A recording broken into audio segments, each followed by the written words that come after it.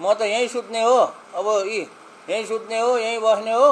अब सरकारले कुनै भनौँ न क्वार्टर दियो भने त्यति जाउँला, नत्र क्वार्टर नपाउन्जेलसम्म त म यहीँ बस्ने हो। आज नियुक्त भएको नवनियुक्त भनौँ मन्त्रीको हैसियतले चाहिँ म तपाईहरुलाई चाहिँ धन्यवाद दिन चाहन्छु। यो चाहिँ यो स्वागत कार्यक्रम राख्नु भएको छ है। कस्तो अनुभव हुँदैछ, कस्तो अनुभूति हुँदैछ? सपोर्ट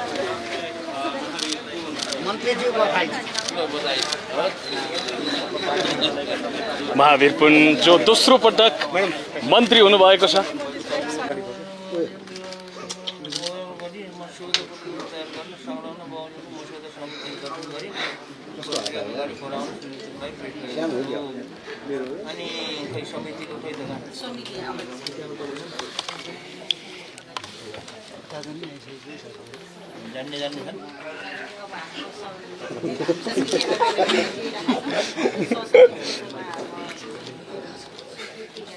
जान्ने हुनु पर्यो कि ओएनएम गर्दाखेरि जान्ने नै हुनुपर्छ है।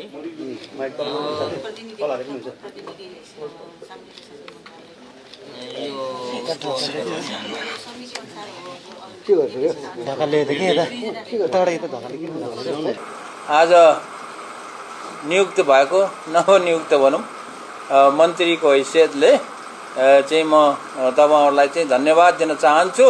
यो चाहिँ यो स्वागत कार्यक्रम राख्नु भएको छ है। स्वागत कार्यक्रम राख्नु भएको छ। त्यसकारणले यो स्वागत कार्यक्रम राखेको दिनमा कोही निर्देशन भन्ने चाहिँ हुँदैन।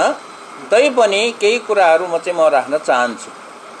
पहिलो कुरा त के हो भन्दाखेरि यो नयाँ मन्त्रालय हो।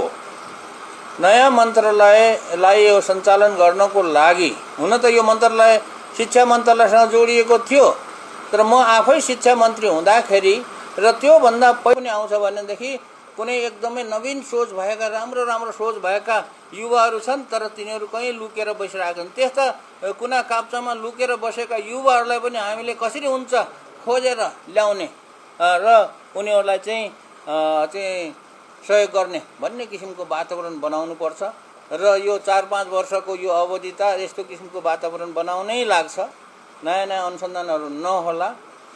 त्यसैले यो कुराहरू चाहिँ हाम्रो यो मन्त्रालयका हाम्रो जति पनि राष्ट्र सेवक साथीहरू हुनुहुन्छ उहाँहरूले चाहिँ सोचाइ चाहिँ अरू मन्त्रालयमा जसरी गर्नुहुन्छ त्यो चाहिँ त्यसरी चाहिँ यो मन्त्रालय चाहिँ चल्नेवाला छैन। अनि मैले भने रात दिन काम गर्नुपर्ने हुन्छ, किनभने म त यहीँ सुत्ने हो, अब यहीँ सुत्ने हो, यहीँ बस्ने हो। अब सरकारले कुनै भनौँ न क्वार्टर दियो भने त्यति जाउँला, नत्र क्वार्टर नपाउन्जेलसम्म त म यहीँ बस्ने हो। रिसर्च इनोभेसन गर्न चाहन्छ भने उसलाई केही चिन्ता हुँदैन, उसको दिमागको मात्र चिन्ता हुन्छ। अरू कुरा ऊ चाहिँ एकदमै स्वतन्त्र छ। त्यो ढुक्क भएर काम गर्ने केन्द्र चाहिँ 2-4वटा नेपालमा खोल्नुपर्छ, तर एकैचोटि खोल्ने भनेर चाहिँ धेरै खोलिँदैन। 1-2वटा कुरा ठाउँमा चाहिँ उदाहरणको लागि खोलेर बिस्तार स्टेप बाई स्टेप त्यो खोलिन्छ। र अब यो नवप्रवर्तन गर्नको लागि चाहिँ त्यो कुरालाई चाहिँ बढी जोड दिन्छ। अहिले मैले भने कि कमसेकम अब 5-10 वर्षभित्रमा 10 वर्षभित्र भनौँ न 10 वर्षभित्रमा नेपालमा आयात हुने साना चिजहरू, ठुलो चिजहरू भन्दिनँ म चाहिँ, ठुलो अहिले जस्तो कार बनाउने, टेस्ला बनाउने अथवा केही मङ्गल ग्रहमा जाने अथवा चाहिँ कुनै ठुलो चिजहरू गर्ने त्यस्तो भन्दिनँ। साना चिजहरू